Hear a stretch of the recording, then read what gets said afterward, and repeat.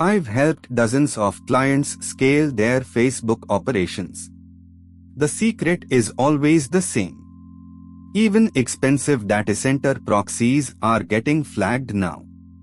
Facebook has built databases of known proxy IP ranges and automatically raises red flags when they see traffic from those IPs.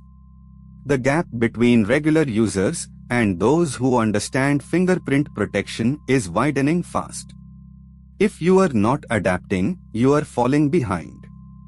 The technology creates entirely separate browser instances.